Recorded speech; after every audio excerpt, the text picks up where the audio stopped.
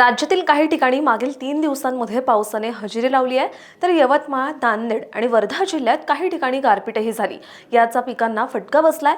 हवामान विभागाने आज राज्यातील काही भागात पावसाचा अंदाज दिलाय। राज्यातील काही भागात आज पावसाची शक्यता वर्तवण्यात आली आहे। मध्य महाराष्ट्रातील अहिल्यानगर, पुणे, सातारा आणि सोलापूर जिल्ह्यात काही ठिकाणी मेघगर्जनेसह हलक्या पावसाचा अंदाज व्यक्त करण्यात आलाय।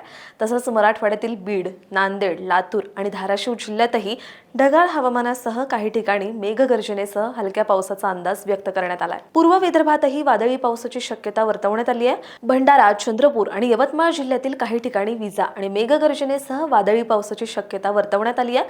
उद्याही राज्यातील काही भागात ढगाळ हवामानाची शक्यता आहे। 2 दिवसांनंतर तापमानात वाढ होण्याची शक्यता वर्तवण्यात आली आहे।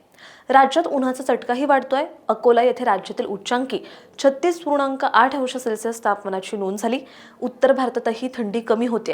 पंजाबमधील गुरुदासपूर येथे देशातील सर्वात कमी 9 अंशाची नोंद झाली, तर तमिळनाडूतील इरोड येथे देशातील सर्वाधिक 37.8 अंश तापमान नोंदवले गेले। अशाच हवामान अपडेटसाठी अग्रवालला सबस्क्राइब आणि फॉलो करायला विसरू नका।